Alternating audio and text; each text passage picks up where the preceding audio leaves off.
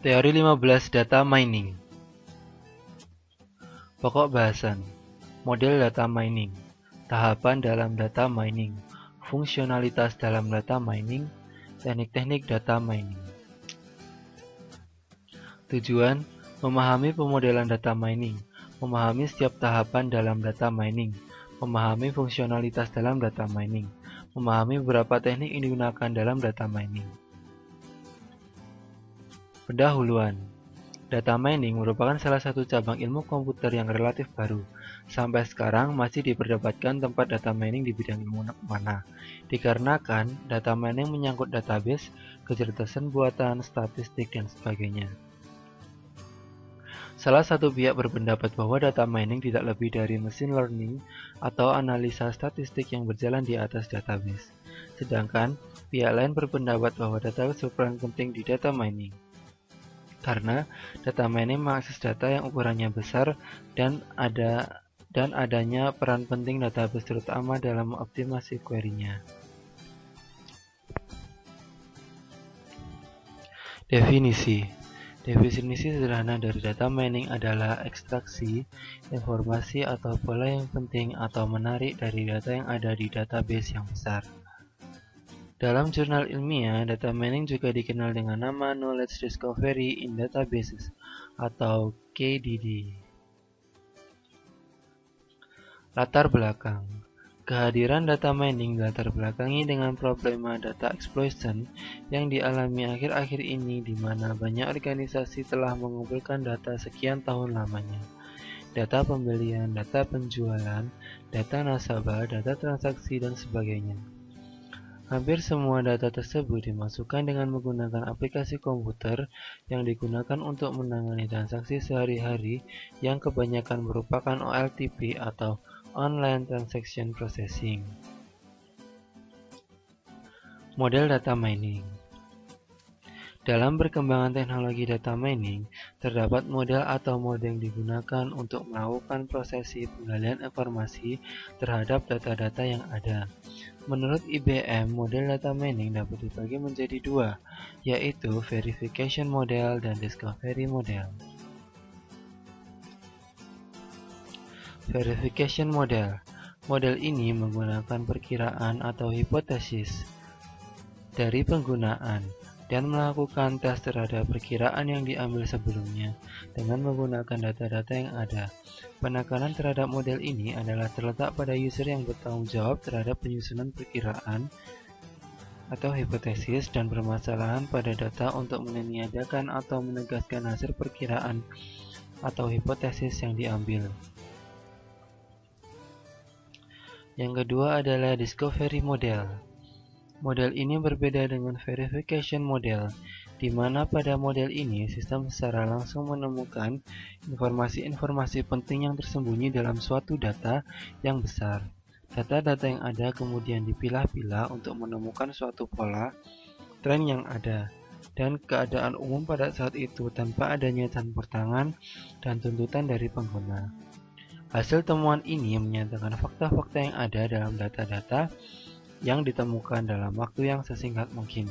Sebagai contoh, misalkan sebuah bank ingin menemukan kelompok-kelompok pelanggan yang dapat dijadikan target suatu produk yang akan dikeluarkan. Kebutuhan atau tantangan dalam data mining. Hal-hal yang harus diperhatikan pada data mining adalah sebagai berikut. Pertama, penanganan berbagai tipe data. Kedua, efisiensi dari algoritma data mining. Ketiga, kegunaan kepastian dan keakuratan hasil. Keempat, ekspresi terhadap berbagai jenis hasil. Kelima, memperoleh informasi dari sumber-sumber data yang berbeda. Keenam, proteksi dan keamanan data. Tahapan data mining. Berikut ini adalah diagram dalam tahapan data mining. Di sini terdapat data, lalu tahap pertama yaitu adalah seleksi untuk mendapatkan target data, lalu praproses yaitu praproses data, kemudian transformasi, lalu data mining, dan yang terakhir interpretasi dan evaluasi. Tahapan-tahapan yang harus dilalui dalam proses data mining antara lain basis data relasional, ekstraksi data, transformasi data, pembersihan data, bentuk standar, reduksi data, stand feature, menjalankan algoritma. Fungsionalitas dalam data mining. Kebutuhan akan data mining semakin dirasa dalam berbagai bidang. Data mining bersifat dependen terhadap aplikasi terkait. Ini berarti untuk aplikasi basis data yang berbeda, maka teknik data mining yang digunakan mungkin juga akan berbeda. Hal ini dikarenakan terdapat kelebihan dan kekurangan dari masing-masing metode pencarian informasi, sehingga kita harus menyesuaikan antara keperluan dan kebutuhan akan informasi dengan penerapan teknik pencarian yang akan digunakan. Pertama, terdapat Mining Association Rule. Tugas utamanya adalah untuk menemukan suatu himpunan antara item dalam bentuk A1A sampai AAM lebih besar sama dengan B1A, ABN di mana A, for I, dan seterusnya. Adalah himpunan atribut nilai dari sekumpulan data yang relevan dalam suatu basis data. Sebagai contoh, dari suatu himpunan data transaksi, seorang mungkin menemukan suatu hubungan berikut, yaitu jika seorang pelanggan membeli selai, ia biasanya juga membeli roti dalam satu transaksi yang sama. Yang kedua yaitu generalisasi, pencatatan, dan karakterisasi data multilevel.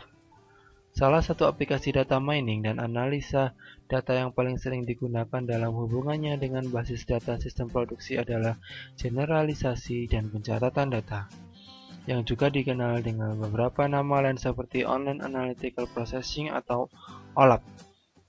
Basis data multidimensi, data cups, abstraksi data, dan lain sebagainya.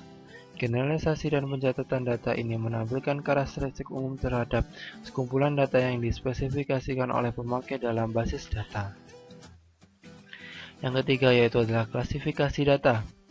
Aplikasi lain yang penting dari data mining adalah kemampuan untuk melakukan proses klasifikasi pada suatu data dalam jumlah besar.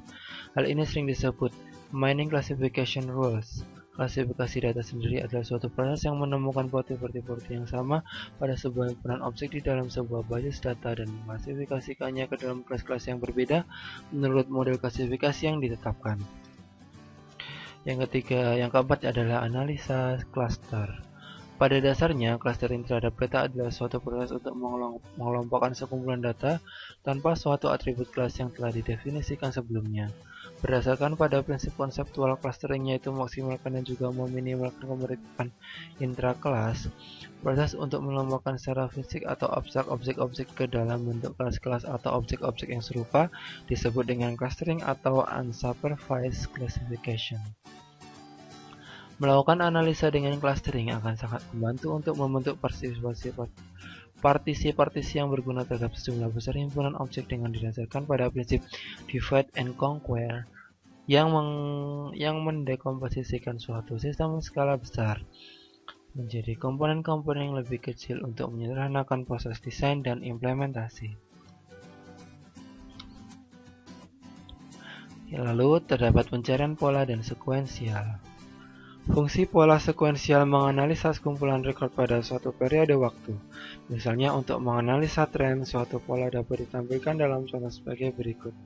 Pelanggan biasanya membeli gula langsung melakukan transaksi membeli kopi. Dari semua transaksi membeli gula ternyata hampir seluruhnya terdapat transaksi membeli kopi. Maka dari pola-pola yang ada ini dapat dijadikan masukan bahwa telah terjadi suatu kecenderungan atau tren dari pelanggan di mana setiap pelanggan melakukan transaksi membeli gula, maka akan diikuti oleh transaksi membeli kopi. Untuk itu, pihak manajemen dapat menempatkan letak item kopi dekat dengan item gula, sehingga memudahkan pelanggan untuk melakukan transaksi selanjutnya. Berikutnya adalah teknik-teknik data mining. Klasifikasi skema yang berbeda dapat digunakan untuk mengkategorikan metode dan sistem data mining dengan didasarkan pada jenis basis data yang akan dipelajari dan teknik apa yang akan digunakan. Beberapa di antaranya adalah sebagai berikut. Jenis basis data yang akan dijadikan objek, jenis informasi yang hendak dicari, teknik yang hendak digunakan. A. Market Basis Analysis. Fungsi association rule seringkali disebut dengan market basis analysis. basket analysis maksud saya, yang digunakan untuk menemukan relasi atau korelasi di antara himpunan item-item.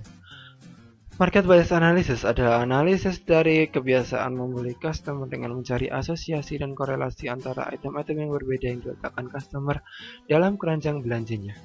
Fungsi ini paling banyak digunakan untuk menganalisa data dalam rangka keperluan strategi pemasaran, desain katalog, dan proses pembuatan keputusan bisnis. Apa itu kaidah asosiasi? Kaidah asosiasi penambangan, yaitu pertama kali diusulkan oleh Agrawal, Milinski, dan Swamy. Diberikan suatu database transaksi. Setiap transaksi adalah suatu himpunan item-item. Cari seluruh kaidah asosiasi yang memenuhi kendala minimum support dan minimum confidence yang diberikan user. Contoh, 30% dari transaksi yang membuat bir juga memuat pokok, 5% dari transaksi memuat item-item berikutnya. 30% merupakan confidence dari kaidah ini, 5% merupakan support dari kaidah ini. Kita berminat untuk mencari seluruh kaidah ketimbang memeriksa apa suatu kaidah berikutnya. B. Algoritma a priori. Algoritma a priori yang bertujuan untuk menemukan frekuensi item set dijalankan pada sekumpulan data. Pada iterasi ke K, akan ditemukan semua item set yang memiliki K items, disebut dengan K item sets. Inti dari algoritma a priori yaitu gunakan frekuensi K-1 item set untuk membangun kandidat frekuensi K item set. Gunakan scan database dan percocokan pola untuk mengumpulkan hitungan untuk kandidat item set. Perbaikan kinerja a priori. Pertama, hitungan item set berbasis hash. Suatu K item set yang hitungan Ember hash terkaitnya di bawah ambang tidak bisa frekuen. Kedua, reduksi transaksi. Suatu transaksi yang tidak memuat frekuen K item set apapun adalah sia-sia dalam scan berikutnya. Ketiga, partisi. Item set apapun yang potensial frekuen dalam database haruslah frekuen dalam paling tidak satu dari partisi dari database. Keempat adalah sampling, penambangan atas suatu subset dari data yang diberikan, menurunkan ambang support, suatu metode untuk menentukan kelengkapan. Ilustrasi algoritma a priori dapat kita lihat pada gambar berikut. Berikutnya kita masuk pada latihan soal. Soal nomor 1. Apa perbedaan antara klasifikasi dan clustering? Jawabannya adalah, klasifikasi data adalah suatu proses yang menemukan properti-properti yang sama pada sebuah himpunan objek di dalam semua basis data dan mengklasifikasinya ke dalam kelas-kelas yang berbeda menurut model klasifikasi yang ditetapkan. Kalau clustering adalah suatu proses untuk mengelompokkan sekumpulan data tanpa suatu atribut kelas yang telah didefinisikan sebelumnya berdasarkan pada prinsip konseptual clustering yang memaksimalkan dan juga menimbulkan kemiripan intra-kelas. Kedua, soal nomor 2. Apa peranan visualisasi informasi dalam data mining? Jawabannya adalah untuk memberikan gambaran yang jelas tentang macam-macam informasi yang dapat ditemukan dalam sekelompok data. Soal nomor 3. Definisikan support dan confidence untuk aturan asosiasi. Jawabannya adalah, kalau support menunjukkan frekuensi dari kaidah di dalam transaksi, sedangkan confidence yaitu menunjukkan representasi dari transaksi yang memuat A yang juga memuat B. Soal nomor 4. Jelaskan mengapa aturan asosiasi tidak dapat digunakan secara langsung untuk prediksi tanpa analisis yang lebih lanjut atau domain pengetahuan. Jawabannya adalah, karena aturan asosiasi mengcapture item atau kejadian dalam data berukuran besar yang berisi data transaksi. Demikian teori 15 kali ini, terima kasih.